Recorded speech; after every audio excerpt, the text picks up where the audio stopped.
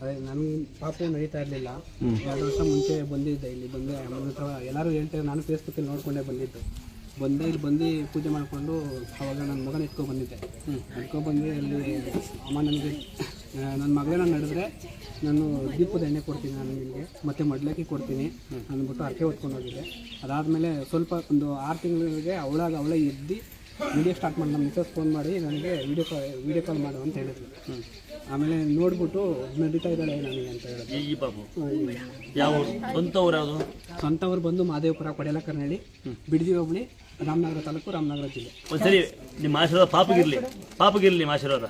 ಸರಿ ಅದೊಳಗೆ ಸರಿ ಹಾಸ್ಪಿಟ್ಲಿಗೆ ಎಲ್ಲ ಸ್ಕ್ಯಾನಿಂಗು ಎಲ್ಲ ಪ್ರತಿಯೊಂದು ರಿಪೋರ್ಟ್ಗಳು ಎಲ್ಲ ಹಾಸ್ಪಿಟ್ಲಲ್ಲಿ ಡಾಕ್ಟ್ರು ದೇವ್ರೆ ಅವರು ಇರಲಿ, ದೇವರು ಇರಲಿ, ನಿಮ್ಮ ನಂಬಿಕೆ ಇರಲಿ. ತಂಗಿ ಇದು ನಿಂಗೆ ತವ್ರ ಮನೆಯದು ಆಸ್ತಿ ಕೇಳಬೇಡ. ನಿಮ್ಮ ಮಗಳಿಗೆ ದೊಡ್ಡಪ್ಪ ಅಂತ ಹೇಳ್ಕೊಟ್ಬಿಡು. ಹೆಂಗೂ ಹೆಣ್ಮಕ್ಳಿಲ್ಲ ಹೇಳ್ಕೊಡ್ತೀವ, ದೊಡ್ಡಪ್ಪ ಅಂತ ಹೇಳ್ಕೊಟ್ಬಿಡು. ಇದು ತಟ್ಕೊಡ